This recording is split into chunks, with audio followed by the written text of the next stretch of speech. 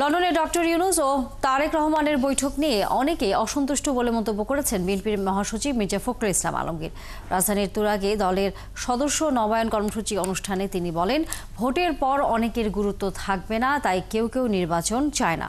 আওয়ামী লীগ যেসব কর্মকাণ্ডের জন্য জনগণের কাছে নিগৃহীত হয়েছে তেমন কাজ না করতে দলের নেতাকর্মীদের নির্দেশ দেন মির্জা ফখরুল। শফিকুল হকের প্রতিবেদন।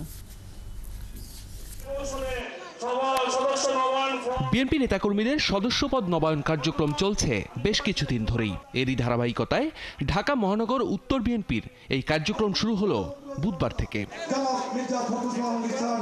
তুরাগ থানা শাখার এই কার্যক্রমে প্রধান অতিথি হিসেবে যোগ দেন দলটির মহাসচিব মির্জা ফখরুল ইসলাম আলমগীর।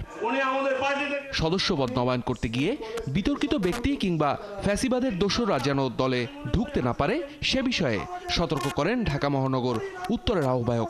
আওয়ামী লীগ থেকে তারা এখন নব্য বিএনপি হয়ে বিএনপিতে ঢোকার চেষ্টা করছে, তাদেরকে কোনো প্রশ্রয় দেওয়া যাবে না। প্রিয় নেতৃবৃন্দ, একই কথার প্রসঙ্গ টেনে দলের মহাসচিবও বললেন, এটা প্রমাণিত হয়েছে আওয়ামী লীগ খারাপ মাফিয়াদের দল, দলে এদের ঠাঁই না দিতেও বলেন মির্জা ফখরুল।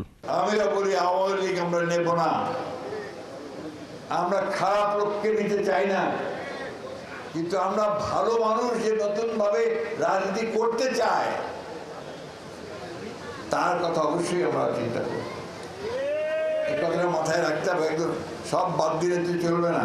আমি একাই সবকিছু করতে পারবো না, আমাকে নতুন মানুষের চিন্তা করতে হবে যারা কিছু দিতে। লন্ডন বৈঠকে সব মহল প্রশংসা কুড়ালেও একটি দল এতে নারাজ হয়ে জাতীয় ঐক্যমত্য কমিশনের বৈঠকে যায়নি বলে মন্তব্য করেন ফখরুল।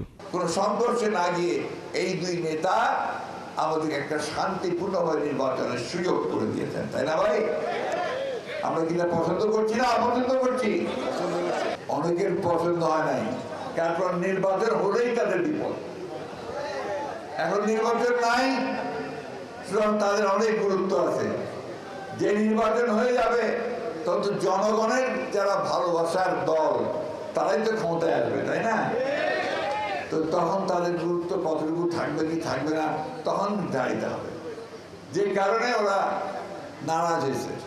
ফ্যাসিবাদ বিরোধী দলগুলো নিজেদের মধ্যে বিভেদ সৃষ্টি করে আওয়ামী লীগের অপকর্ম ভুলে যাচ্ছে কিনা এমন প্রশ্ন রাখেন বিএনপি মহাসচিব।